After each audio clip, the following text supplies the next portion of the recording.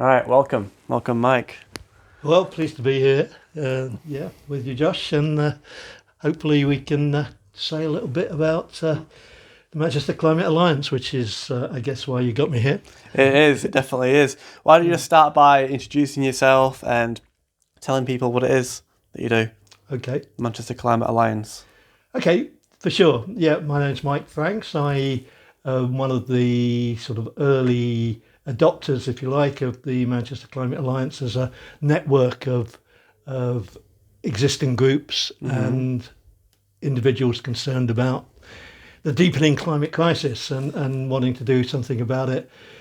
And the aim really of us is to be kind of a collective, so not taking over from existing groups, be they the likes of the Ardwick Climate Action Group or others, but to pool information, share resources, perhaps have joint actions, and collaborate and perhaps on some joint projects as well. So the idea really is to up the ante, and with the local council first of all, we certainly see ourselves wanting to engage with the council, but be a critical friend. That's really key that we're not part of, but we want to actually have some constructive dialogue with them, because essentially we think their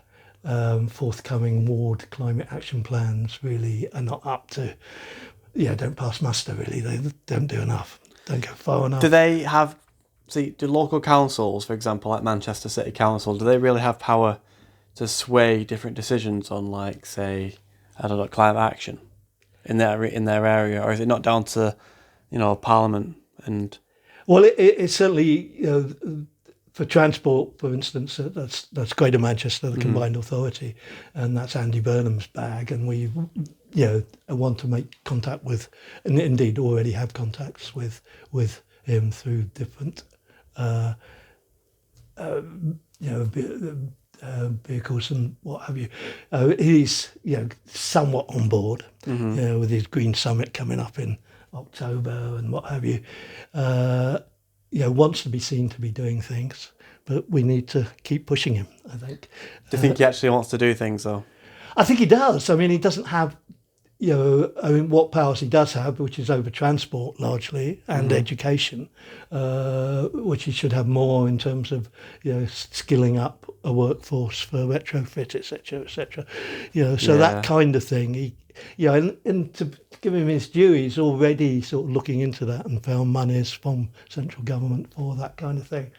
But again, need more, and need action to be seen to be being done, and that is what we're trying to do, is be a voice for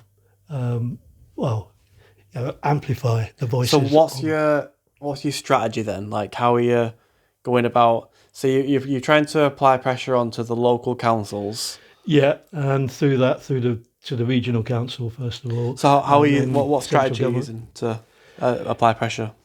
Well, I would certainly, they're tried and tested, and perhaps not terribly successful. I mean, perhaps it's worth coming back to where this initiative came from, which is I got involved, having been in environmental politics to an extent, having worked years ago in local government, but also worked for the regional assembly, where back 20 years back, where my role was to set up a monitoring framework for both the planning guidance and the regional sustainable development framework. So trying to get a sensible set of measures that meant something and could actually be measured. And so that was quite a task, because I wanted not to have a separate set for the planning guidance and for the sustainable development framework, and those were what the regional assemblies back then 20 years ago were trying to achieve. And they were set up, in fact, as a counterweight to the regional development agencies, which was a leftover from the previous Tory government, and so that they weren't terribly well received by the development agencies because they thought you're treading on our toes, but essentially they were under Prescott's big department, which was I think it was the DETR at that time, the Department of Environment, Transport and the Regions, and it was about devolving power to the regions. And somewhere like the Northwest, which stretches from Carlisle to down to Crewe, had a population then of just under 7 million, which was greater than Scotland and Wales put together. So it's interesting that it wasn't to be, and they gave the Northeast opportunity to have a referendum back then in 2003, I think it was, and one Dominic Cummings ran the No campaign, basically saying that this was an extra tier of government, where actually it wasn't going to be an extra tier. It was going to probably replace the Shire counties. So obviously vested interests and what have you in not seeing that go through. But then there were difficulties. So what was that? What was that referendum on? It was on whether or not to have regional assemblies, elected regional assemblies. Right. And so it was a no vote, and that scuppered it all. So we're down to having non-elected, if you like, regional, city regions now, which perhaps is, I was just going on to say that people in Carlisle had more in common with people in Newcastle than they did with people in Crewe. So it was always a slightly difficult idea to have a region as big as the Northwest. Yeah, it is a pretty big region. Yeah. So, I mean, that didn't happen, but essentially I was involved in a group called Zero, which was set up back in 73. I didn't become a member till I came to Manchester in 79, and ran a raft of events and around energy policy back then in the early 80s. More jobs without nukes was one of them, and it was during the miners' strike and what have you as well. But essentially looking at what was be a rational energy policy for Britain, and some interesting things there which we could come back to if you like, because there was a whole lot of opportunities that were not taken, such as combined heat and power was a study that was done for a company in Oldham actually were So what was that? Combined heat and power? Yeah, essentially back then over half of, it's not quite the same now, but over half of all energy used in the UK was used to heat space. So we're talking about aviation fuel, we're talking about petrol. In terms of energy, half of all energy was used just to heat space. So we had all these power stations creating electricity, which could, there was one in the centre of town called Bloom Street. There was a power station which pumped heat into all the warehouses, including the precursor of the hacienda. So, and it was it was a boat warehouse, and because of the canal, they had access to it. But heat was pumped from there, so that was like a early combined heat and power scheme. But there were others, and it's just more efficient in terms of use. But it's become sort of less. But electricity out of all of that was a small percentage, and I came at it from a anti-nuclear power point of view for various reasons, which I could go into, but probably not. Yeah, no, we can go into, because I'm nuclear power now. I've heard a lot of people go against nuclear power because has been dangerous. Like the So, like, if you look at Chernobyl and you look at what happened in Japan, Sure, nuclear Fukushima. meltdowns, Yeah, it's really dangerous. yeah, But, that's like, true. recently, I think it was about 4 or 5 years ago, I was seeing, like, they had, like, new designs for smaller modular nuclear reactors, and they were designing them in a way where they were fail-safe, where the uranium was contained within balls. If they lose power, I think something all the floor would drop out and they'd all the uranium would get separated and the reaction would stop. But Well, this is what they like you to believe, that it's all safe. I mean, it goes back to early days, post war, post the hydrogen bomb, that the nuclear power was kind of the atoms for peace, too cheap to meter it was going to be. Whereas now it is obviously too expensive to really go for, and certainly the big ones. The small ones, I mean, at the root of it, there is still no safe way of dealing with the waste, which lasts for millennia. isn't it true that, like, I think I heard, like, one Coke can of uranium would be enough fuel to power, like, one person's life, like, for entire life. I couldn't I don't. Well, possibly comment. It could yeah. be certainly the energy density in uranium is greater than in fission power is Yeah. greater than coal. I'm not advocating for nuclear power, by the way. Well, but I mean, I think there are so many reasons why it, and a lot of it is down to control of in the 80s. I think the likes of Tony Benn, who had been an advocate for nuclear power, turned his face against it on the basis of the fact that quite a lot of the plants actually had their own military force. Not under. really. Because they had to protect them. You do. All are sort of military targets, really, and the danger of that we've seen with what's going on in Ukraine at the moment. So I mean, from that point of view, as well, they're slight danger. But I mean, it's kind of tangential. I mean, it is cost and do we need it, and the fact, of course, that you can't build. Hinkley C is the one that's currently being built, and it's way behind schedule and way over cost. They want to do Sizewell C on similar vein, but it won't be built in time. We need to do something within the next 5 years. They don't come on stream, rapidly. and they just nukes are not really the answer, because not only are they costly, they take money away from development of renewables and really going hell after renewables and storage. Storage is the key, really, because they claim it's the intermittent. We can't really rely on chemical batteries for storage because the mining is so different. But there's things like mechanical batteries and pressure batteries. Like simple things like pumping water with a weight on top of it up a cylinder.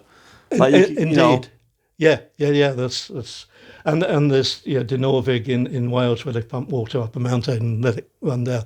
And there's a scheme that's being funded by government at the moment in I think in north of Bury, which is about liquefying air at reduced temperature. So you reduce the temperature and you pressurize it so it becomes liquid, and then when you need the power from it, you just let it expand, and so they're trying to do it at scale, which may and then there's hydrogen. Have you got your cup of tea, by the way? I have got my cup of tea, thanks. So we'll take a sip. Wipe the corner of your mouth like this. Okay. Yeah. There you go. Thank you. Sorry, am I spitting a bit?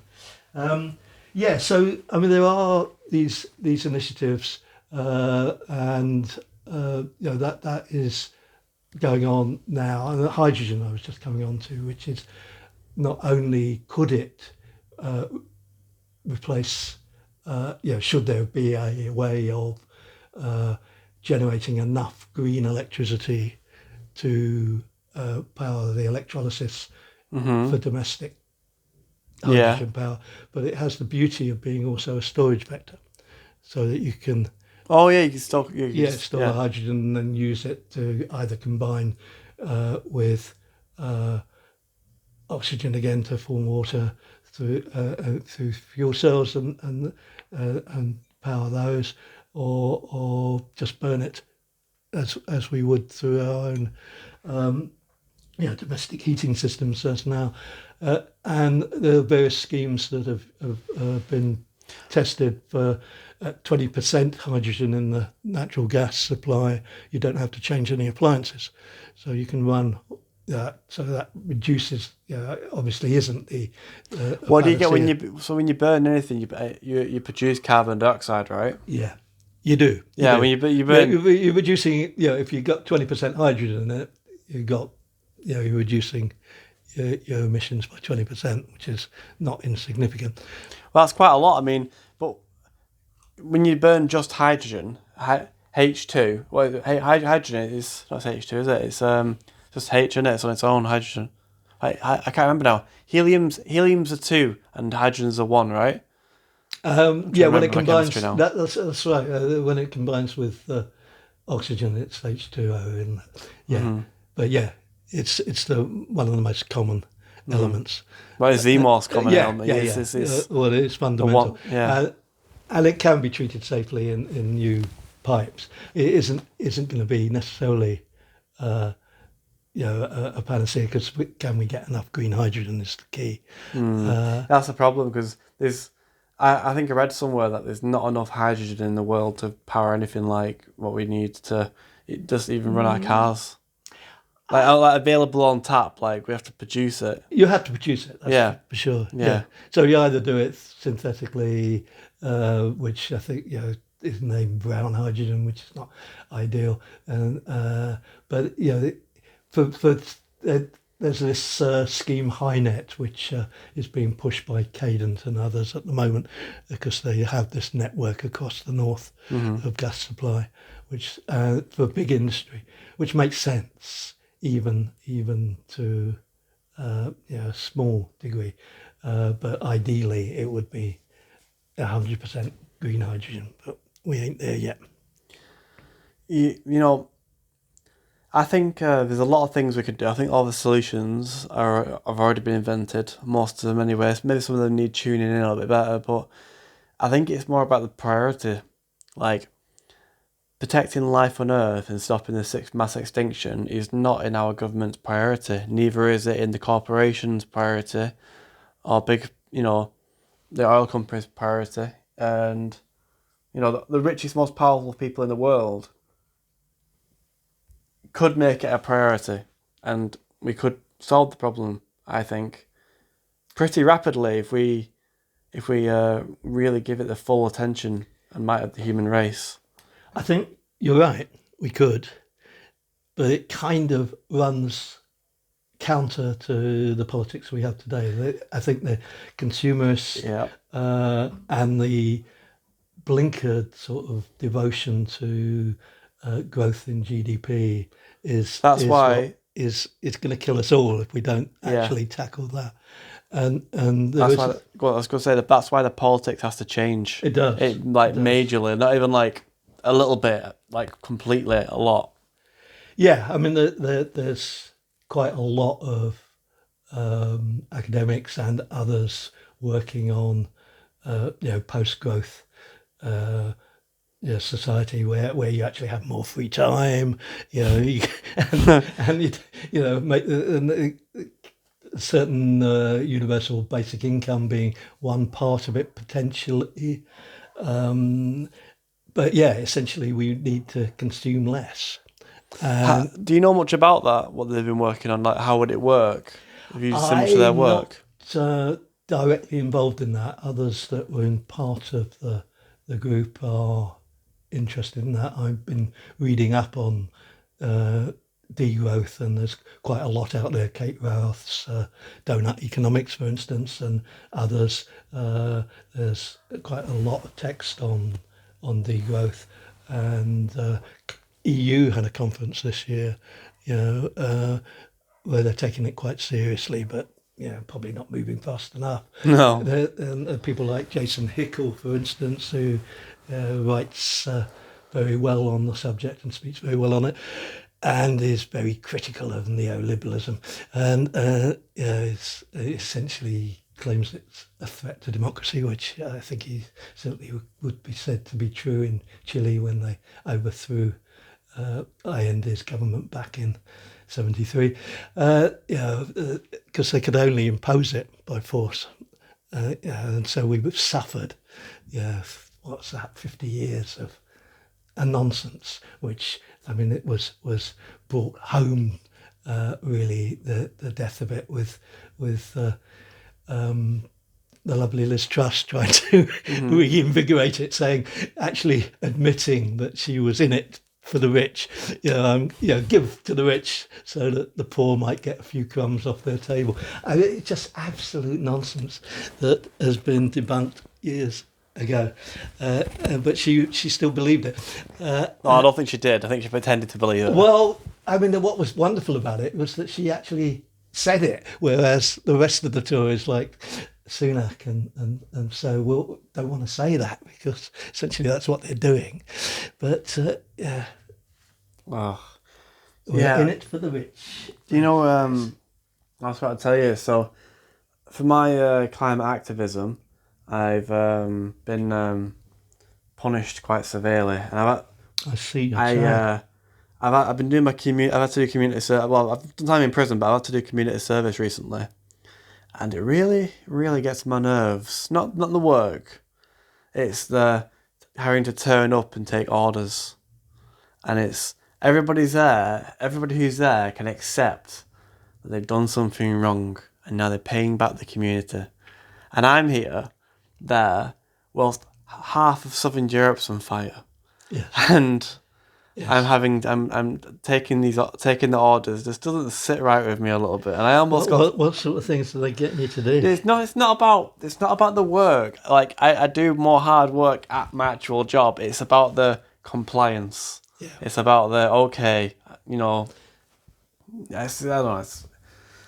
know. Just something's really been niggling me, and my own pay. I've got to do it, otherwise I'll get taken back and put in front of a judge, resentenced, and given something worse.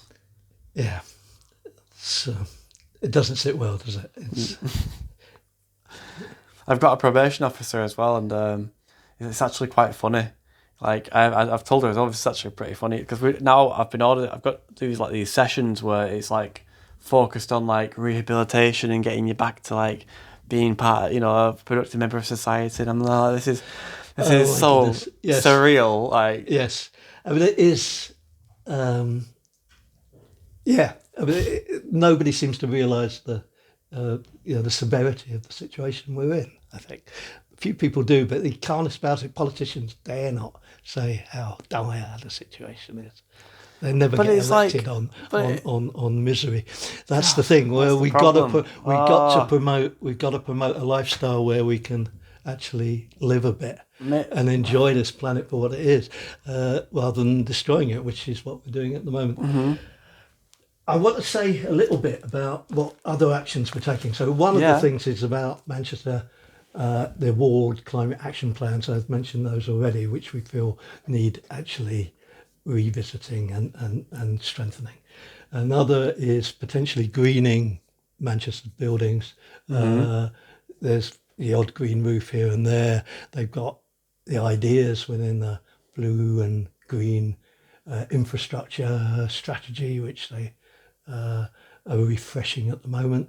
We want to push them a bit harder on that, get a few more green buildings, really push on that. I've seen one being built in Manchester. I have seen one going up. Good. It's like the whole side of a building was like moss or something. Oh, right, okay. Yeah. Which one's that? Do you know? I can't remember what it's called, or where it was. Just off the inner ring road on the west side of Manchester.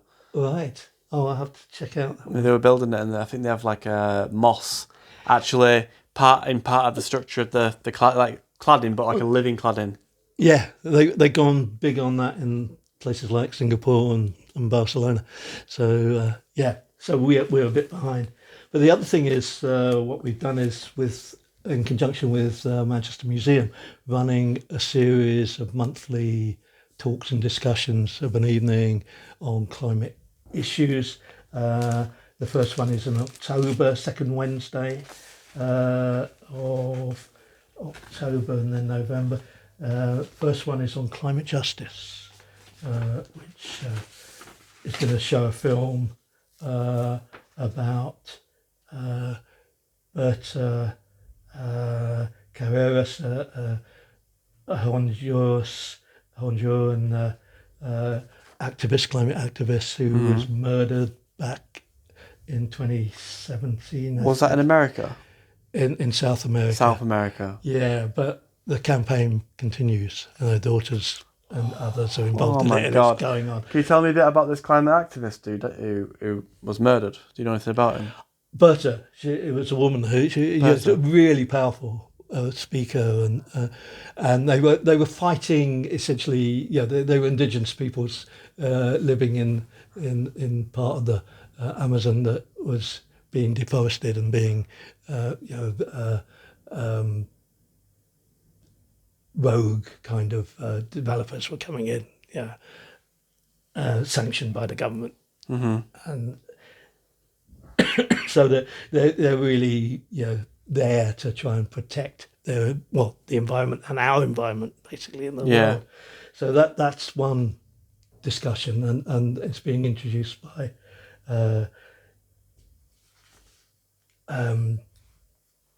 Ana Lucia Cuevas, who herself is a emigre for violence in Guatemala.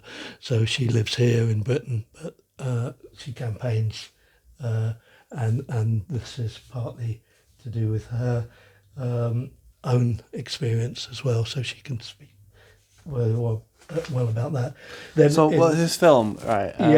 Wednesday, the 11th of October. It is 5:30 in 7 p.m. Have a look at this. Yeah. Where Where is it? In the Manchester Museum. In the upper floor of the Manchester Museum. The other one in November, which might be interesting to people, is about, that's on this page, is finance and economics of retrofit. So Jonathan Atkinson from the People Powered Retrofit Co-op and also the Carbon Co-op is talking about what you would like to do and expand that. So that should be a really good talk. That's the second Wednesday in November the 8th, just after Bonfire Night.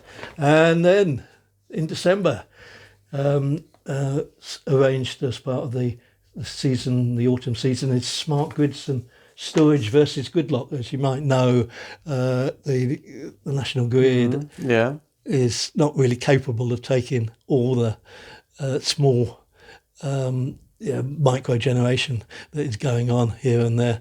There is talk of smart grids and local grids, but we're not there yet. So we've got Helen Seagrave, who's from Electricity Northwest, coming to talk about, can we get to smart grids sooner than later, and what incentives there might be for there's a lot of domestic people to put solar panels on their roof, if given that the feed-in tariff was cut and the rest of it. And so then, are these all in Manchester Museum? They are, those three, and then we hope to run a few in through the perhaps on Wednesdays probably, but the timing might be revised depending on what attendance we get for these and whether people find it difficult to get to at those times. But it's 5:30 while 7 on those Wednesdays, and then we hope to have youth action in February to coincide with something that the Youth Council, Climate Council, is doing with the Manchester Museum called Carbon Ruins. So that should be quite an interesting exhibit in itself, but it'd be interesting to hear them talk about it as well. And then various other topics that I would like to talk about. We kind of co-curated this with the museum. So that's another initiative, but we hope that it will engage with people who might wish to find out more about it, but a bit nervous about it maybe.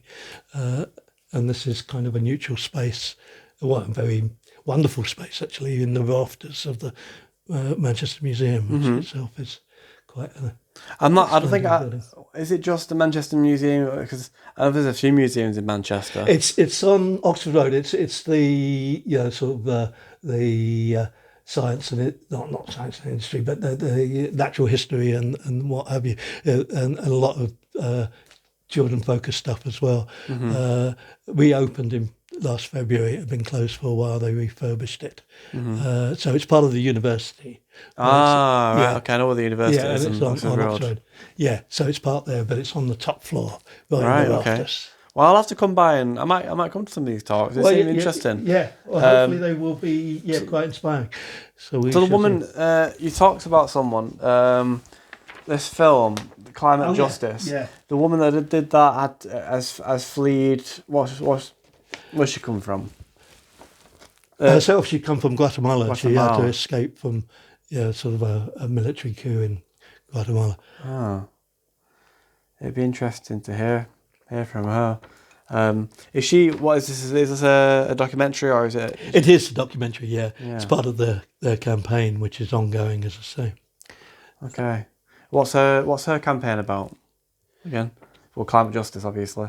Yeah, I mean, it is essentially raising that, but to enable those indigenous people to live and maintain the integrity of the rainforest, basically. Do you have contact with her? With Berta, Yeah. well, with the, I have contact with Lucia, who's here in the UK, in Manchester indeed. But she goes back and forth. Her mother, I think, is in Costa Rica, had to escape as well from Guatemala. Wow. So, yeah. So, Just ask to get contact details off you. She seems like a very interesting person as well. yeah, and she has, and an artist as well. So that's another aspect we'd like to explore, really, about the use of creative arts in getting the message across as well. The thing is, that's the problem, really, into getting the message across because people aren't really getting it. It's a weird one. I don't even know entirely what it is, but just people aren't getting it. The urgency, like you said. I mean, I think it's too frightening to really, take in on a day-to-day basis. People are, trying to face the cost of living crisis and day-to-day living, really, and it's too much to really think that 5 years down the line we might be sort of thinking that, God, those cool summers that we used to have or whatever. But I mean, migration, for instance, I mean, whole swathes of the planet have become uninhabitable, and we won't have seen the like of the numbers that I mean, it's going to get so bad. It is, and there are people talking about it. David King, for instance, who was formerly the scientific advisor to the Labour government, has spoken about that. Others, sort of, some insurance companies are aware of the fact that really, more oil to be burnt is just counterproductive and just nonsense. But it doesn't seem to get through to Rishi for sure. And in fact, he thinks there's votes in it after his narrow squeak of a victory in Uxbridge, which is bizarre, really. That and the ability really of with the Tory press to allow them to put the blame on Sadiq Khan, where in fact the imposition of ULEZ and clean air was a Tory government edict without the monies to really support scrappage schemes. It was the case here with Andy Burnham as well, was put in that position where he had to defend his position and halt the imposition of the clean air zone to the M60 because essentially there was no monies available for a scrappage scheme to enable sort of the normal you know, be it a joiner or whoever that has to travel in and out, with an old vehicle, can't afford to replace it with an electric vehicle. So unless there is a meaningful scrappage scheme with monies to support it, that ain't going to happen. So there's all these trade-offs which really don't get talked about in those terms that we need to start addressing, and whether or not how we move from where we are now to a more leisured society with less consumer driven necessity of the 9 to 5 Can I ask you a question? grind. I want to ask you a question. Go on. I'm sorry. I'm. It's okay. Don't apologise for anything. You're doing great. So, seeing this impending crisis coming towards us and our government's complete inaction, not even inaction, like actually like throwing more fuel onto the flames. Yeah. For two questions. One, do you have any children? Two, how does that make you feel? Yeah. I have a daughter who's in her 30s now, early 30s. She probably had anyway never thought to have kids, and she probably won't. I don't know. So yeah, I mean, I've long given up the idea that being. I mean, I think it is difficult when we were thinking back in the 80s when Thatcher was in power.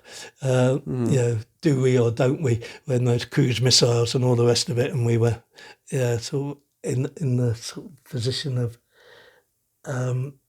Do we want to bring a kid into this world where, you remember the 4-minute warning and all that kind of nonsense? I don't remember that. I was born in 93, 2 years after the collapse of the Soviet Union. Okay, so you're younger than Heather. So, so we decided that it was, there was hope. And I guess, it is, I don't know. I mean, I think we're in a worse place perhaps now in terms of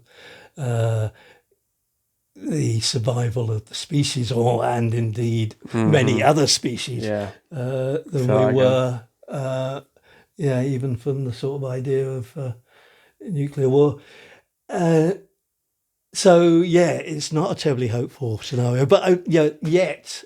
With the initiatives like yourselves in Just Stop Oil taking to the streets, I do believe that there's still a chance. I do. Yeah. First of all, I want to give you my 2 pence on having children, because I'm a 30-year-old man. I should back around about the age where I could consider having children. I came to quite the difficult decision that I will have children, like at least one. And even in a collapsing society, gives you some. I mean, something to fight for, I guess. I mean, and true, and I think it's true that it's better to have loved and lost than never to have loved at all. Like, it's about the good times and about the good memories you'd have with having a child. But ultimately, if you're in a climate crisis, you risk that child dying from and yourself as well, to be honest. But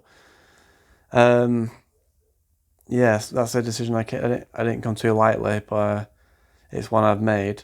And the other thing was, I believe we can do it as well.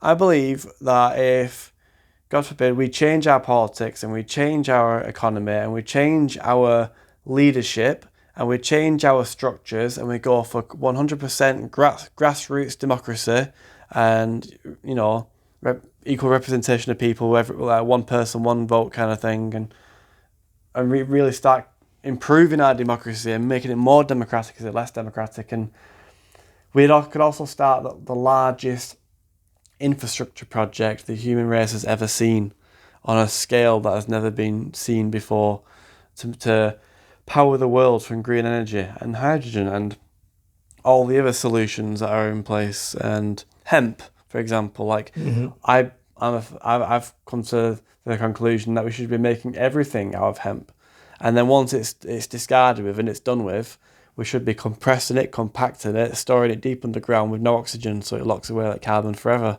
and all those products become carbon negative. That's an interesting idea. Yeah, and flax is probably related to it as well. What's flax? Flax, I think, is what you make linen from. Probably related to hemp. So that could be grown and made into various things. I think it's anything that's grown takes carbon out of the atmosphere, but the point I was making is if we really have the full potential of the human race on solving this problem, imagine if we had the full potential of the human race on two priorities. Priority number one, taking care of the environment. Priority number two, taking care of people. And those were the two utmost priorities. Above profit, above greed, above war, above... It's a nice idea. Yeah, I mean, I guess one of the ideas that crossed my mind in around these initiatives that are going on, in Barcelona and various other places where the communities are becoming more self-sufficient and what have you, is what we need is a sort of coalition of international localism, right, to bypass national politics, which I like this idea. Carry on. Let's not even try and replace it. Let's just bypass it completely. Yeah. So really, that we need to flag up and amplify those success stories.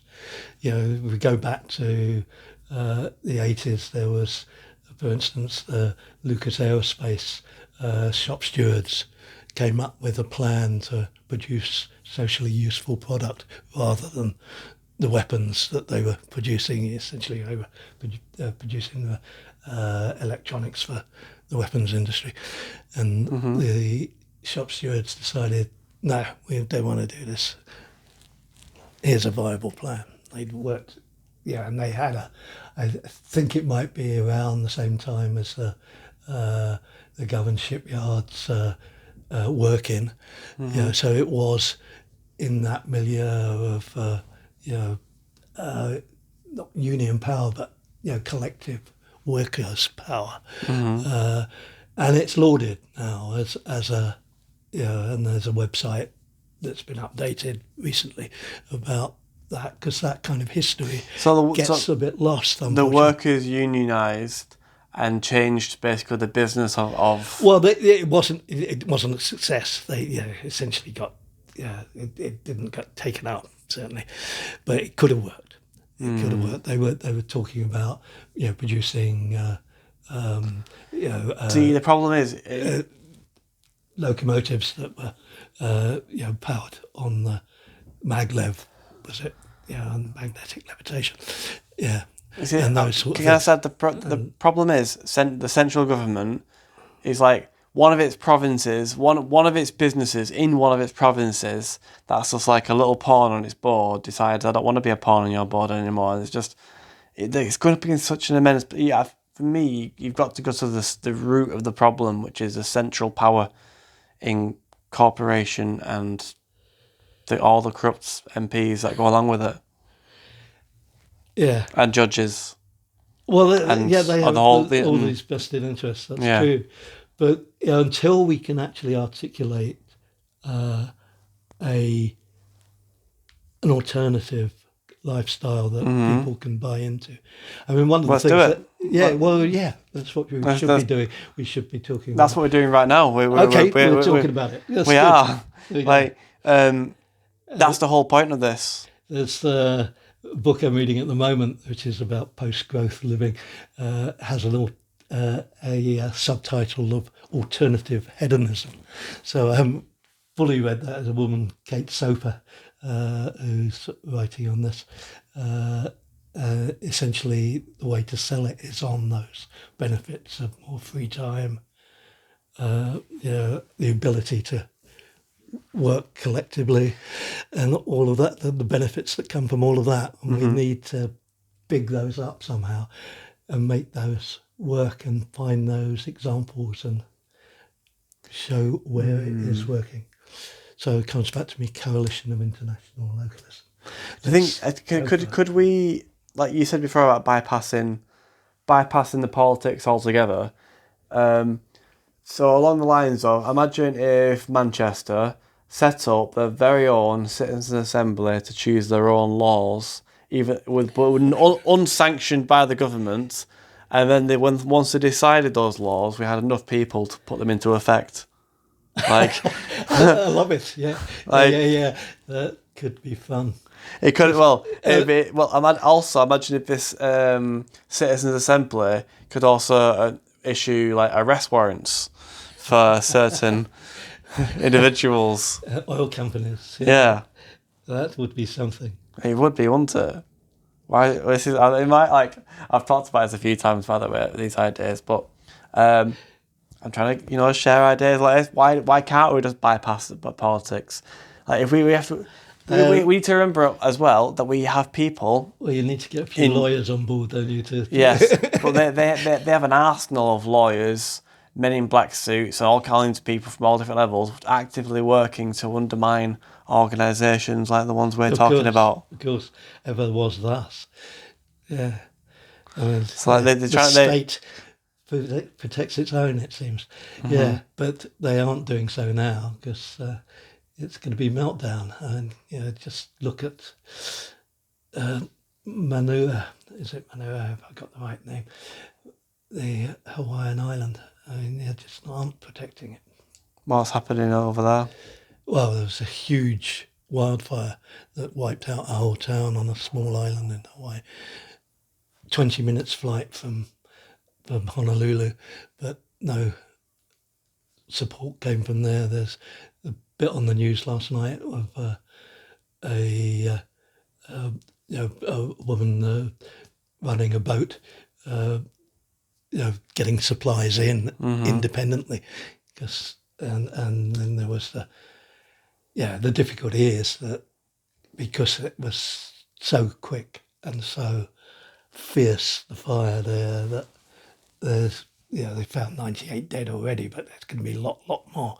Oh my God! Within the ruins and the ashes. So the police. That's bad. It is. I mean, but it's going to become common, unfortunately. It's going to happen. Like, they reckon the fires that happened last year in 2023. They reckon if we had strong winds, those fires could have spread quite. A lot more houses would have been destroyed with those fires around London this year. Last year. Like, did you see the footages? The picture that of the UK from space during the last heat wave. They had a picture put on the front page of the newspapers. I got it because I was in prison and I saw it. But have you seen that at all? Well, in terms of no, I haven't. It's just basically a satellite photo of the UK and half of it's yellow. Oh right, okay.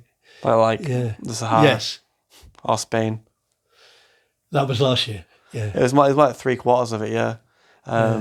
Yeah. We've been lucky this year with the jet stream being where it is that we haven't suffered huge heat. I think we've beaten the averages though massively this year. Indeed. Oh, I'm worried about the future. Genuinely, I need to start planning ahead to survive the climate crisis, because it's gonna I can work my ass off as a climate activist trying to save it, but at the same time I need to think about my own survival as well. Hindsight is everything, right? You're not wrong.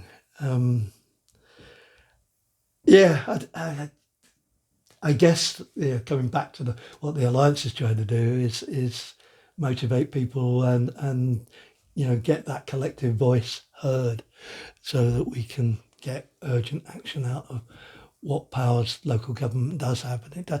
I mean, the city really only controls its own buildings, which it's done quite well out of. It doesn't control schools anymore, and because they all got sort of separated out. So it's only 2% of emissions are council derived.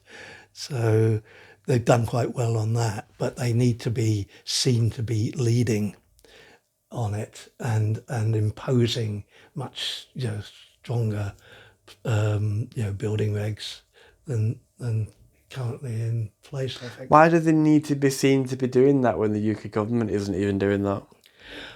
Well, I mean, that's the difficulty. They don't have, local government has been starved of funds over the last 13 years of Tory austerity. So they're not in a position to, go it alone. So a lot of the remedial work that, for schools, for instance, will have to come from central government to schools. That's not good. We don't want to have to rely. See, when we collect our I don't know how it all works properly, but I assume when we collect our taxes, there'll be some places that make a profit for the government where they collect more taxes than they spend, and some places where they spend more than they collect. And I don't know if Manchester's one of those places where they collect more than they spend, but if they did, we'd be effectively giving our money back to the central government, so they don't not give it us back as much. Do you know what I mean? And I guess it's kind of being wasted on so much crap though, especially war, missiles, bombs, and all that shit. But imagine if we could collect the. So here's another idea I floated around. Imagine if we created a force like this citizens assembly, local citizens assembly, and we would have somewhat like people stop paying their taxes to the council and started paying their taxes or a much smaller tax citizens assembly, which would then provide all the services that the council does and better and then some, and community and local food growing projects and clean energy generation and That's interesting. I'm a dreaming. Well, I think it's ain't gonna be a straightforward. No, it's not. Development towards that because the national government and local government ain't going to take kindly to it. No, but I mean, certainly there is room for citizens' assemblies to actually have more powers. And I'm not quite sure what is preventing us, sort of advocating for it. I want to add one thing, right? So I read a book by Angela Davis whilst I was in prison, and it was about different movements in America, the civil rights movement and different kind of stuff. And one line that imprinted itself in my brain from that book was, "You cannot be given power; you can only take power. A citizens' assembly cannot be given power; it can only take power."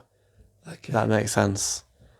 So a citizens' assembly is never going to be the government never just going to hand away all the executive power to a citizen. It's never going to happen. The citizens' assembly has to take the power from the government, and that's what you need to realise. That's what everyone needs to realise. It's they're not just going to hand it over on a silver platter. No, you're right. And those rights that workers' rights and everything else that have been hard fought for over. Well, they weren't given. They weren't given. No, they weren't. They were taken. Yeah, and they've been trying to whittle them back as well. Yeah. Yes, you're right. So we got to defend those and expand them. And expand them. Yeah. For sure. Yeah. Common land and all of that. Yeah. Common goods. I think back to those days, the diggers had it right. I think. Yeah. I think they've got us broken down in boxes, all paying our mortgages, all paying our high rents and our bills, and buying crap we don't need. Paying for our phones and our cars and all this shit. And then because we're paying all this money out, you have to get a job and stay in that job.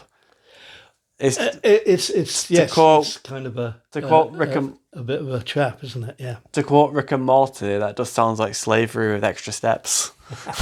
But by the way, we've got about 3 minutes of memory left. Okay. Are you feeling? Do you want to carry on after it runs out? I could start another one and put them together, or we could round up in the next 3 minutes. It's up to you. I think probably rounding up now would be a good idea. Anyway. Well, is there anything that you want to say that you've not had a chance to say? I'm trying to think whether there's bits and pieces that.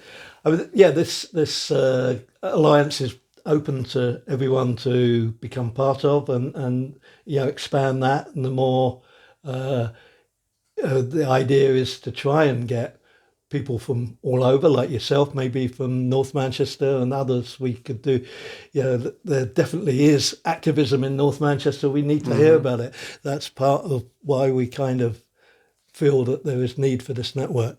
And thanks for the opportunity to No talk with problem. you about it. It's been really interesting.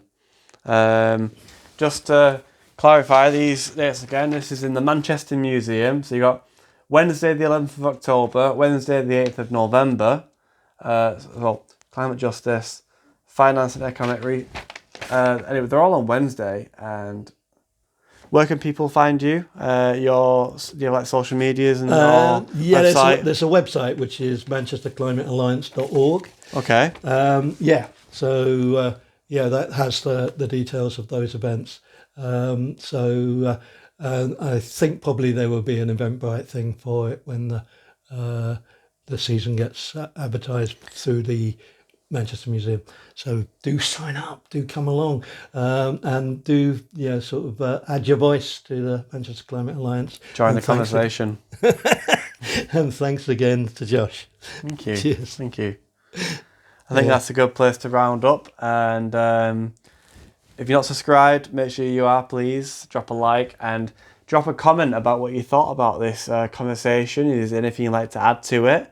Because we will get back to you and maybe even have you as a guest on the show as well. So thank you very much.